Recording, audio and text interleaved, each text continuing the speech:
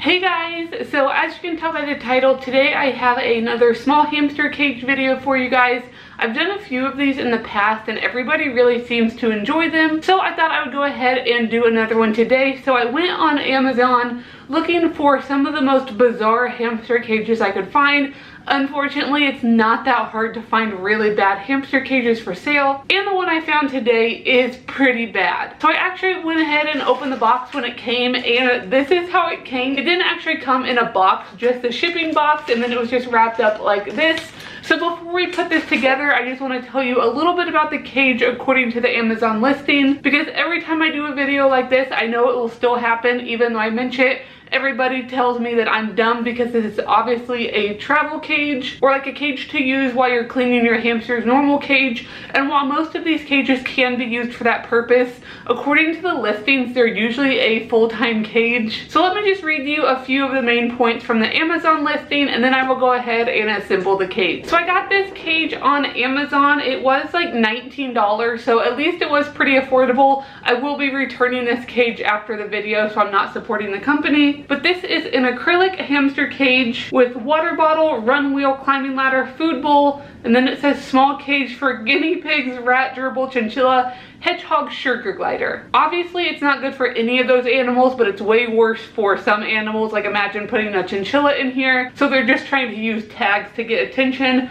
So let's go ahead and I will read you the description. So according to the Amazon listing, the hamster cage gives your pets a paradise. It is very comfortable and beautiful to sleep or fun. The cage is very durable and stylish. Your pet will like it very much. I doubt that, but we'll see. So like I said, this is an acrylic cage, so it's completely see-through. I think if it was a lot bigger, it could be kind of cool. I have seen similar cages to this that are like a 40-gallon, which are amazing. They're just extremely expensive. This is just a little like unusable version of that, but I think it will look pretty cool. It'll just be miniature. So according to the listing, the cage is 12.5 inches by 6.4 inches by 6.8 inches. Like always, that is measuring from the largest part of the cage, so the floor space is going to be even smaller than that. But just giving this cage the benefit of the doubt, using those large measurements, this cage comes in at a maximum of 80 square inches. I almost accidentally said 800 square inches just because 80 square inches seems so ridiculous. But no, I said 80 square inches.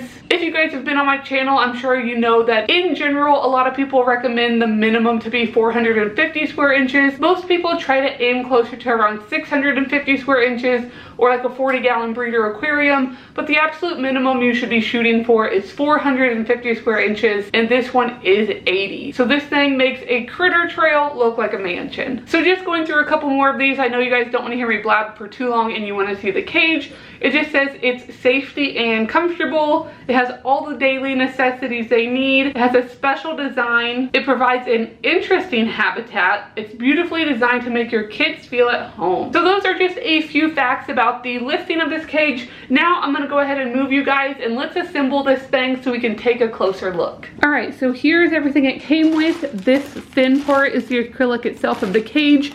Here is the itty bitty wheel, which isn't even going to be large enough for a dwarf hamster.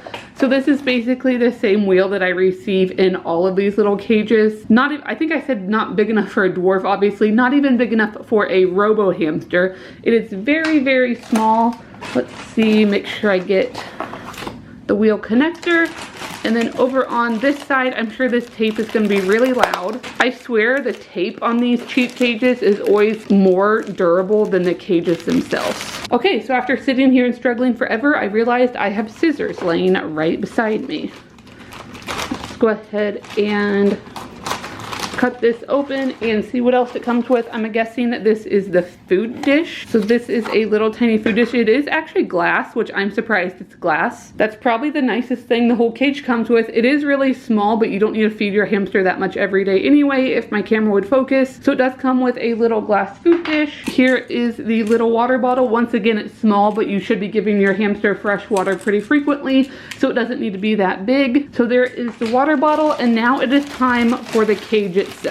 So here are, I'm guessing these are the instructions. I have no idea how we put this cage together. Let's see. Yes, so here are the instructions. Of course, they're not in English at all, but it should be pretty simple. It looks like you just slide everything together. Okay, so here are all the pieces, and it looks like there's little like rubber bands. I don't know if that's what keeps everything together. That does not seem very durable, but whatever. I'm having a real tough time. This is why I should not try to film videos after work. I just want to be on the couch doing absolutely nothing. Okay, so here are all the pieces. These are not clear at all.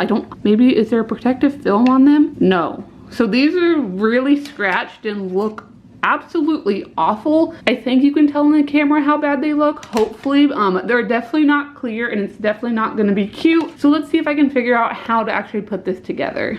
Okay, so I'm not sure if everything is actually in frame, but I think I laid everything out how it should be, so it should go together pretty quick. If you hear a lot of noise in the background, Waffles is going crazy on her wheel right now, and I do need to tighten it, so that is what you hear.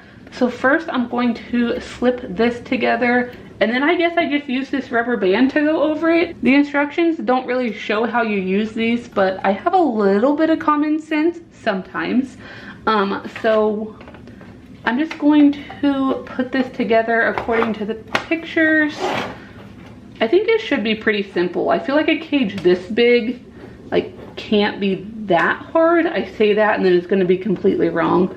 But when it's so small, like, how hard can it be? So you put that in, and then there is a little ramp to go up to the second level. Ooh, it's so big. And then this goes in here.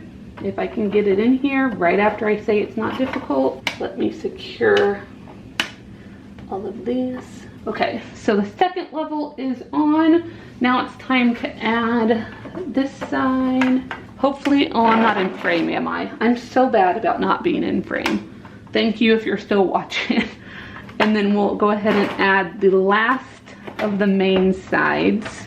I'm just very disappointed by how bad this acrylic looks already. I thought it would at least be like clear when I got it, but this acrylic already looks like it's just like, it's been through some stuff. It's seen better days. So it's not even going to be like cute as a display or like as a hide or anything, because it just isn't good quality acrylic to begin with. So now that that is on, I'm going to flip it back up and put the lid on. Looks like there's little holes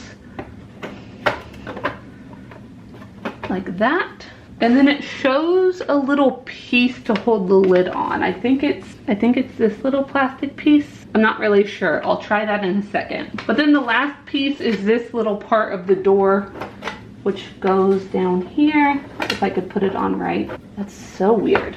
Anyway, what are these little plastic screws for? They gave me 3 of these little plastic screws, but I don't see anywhere where I'm supposed to use them. Okay, so one of the little plastic screws I'm going to use right here to put this little handle on. I'm assuming the others are just extra. I really don't know what else they would be for. So I will screw that on, and then yeah, so that latches so your hamster can't get out. And here is the lovely cage. I'm gonna go ahead and connect the wheel and the water bottle, and then we will take a closer look. All right, so I got the wheel and the water bottle attached. I went ahead and left the food dish out just because it is glass and I don't want to fling it around and break it. But here is our cage. Once again, if you can hold a hamster cage in one hand, that is a very solid clue that it is not going to be a suitable cage. I'm really disappointed though with just the quality of the acrylic, because I was hoping that it would at least be like a cute cage to maybe use as a travel cage or something, because I know a lot of you always suggest that. And if it was as see-through as it was in the listing, I'll put a picture of the listing up right here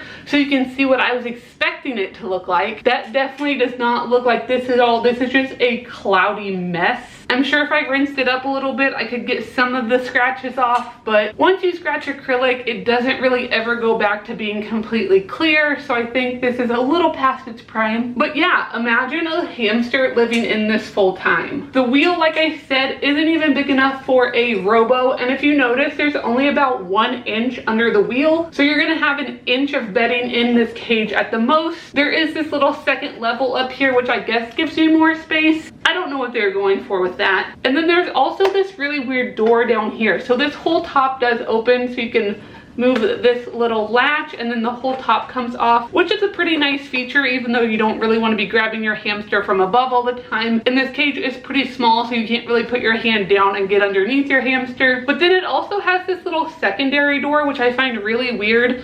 So it has one of the little rubber bands holding it on, which I assume wouldn't last very long.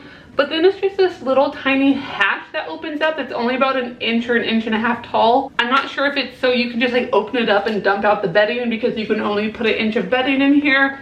But I'm not really sure what that's supposed to be for. If you know, let me know down in the comments. Maybe it said in the listing and I just forgot how to read. But yeah, this is my cage. Let me know down in the comments what you think of this cage. I'm sure I know what most of you think. Also, let me know what you think I should do with this. I'm probably gonna send it back like I said, but sometimes you guys have some really good ideas of how I can use these cages, like not as a cage. So let me know down in the comments if you had this cage and you had to use it for something, not like for an animal, but you just had to find a purpose for it. What would you use this cage for? So hopefully you guys enjoyed this video. I know you guys like seeing a lot of these weird little cages. If you want to see more small cage videos, make sure you let me know down in the comments. If you enjoyed this video, make sure you give it a big thumbs up. Make sure you subscribe down below if you haven't already, and I will see you guys next time.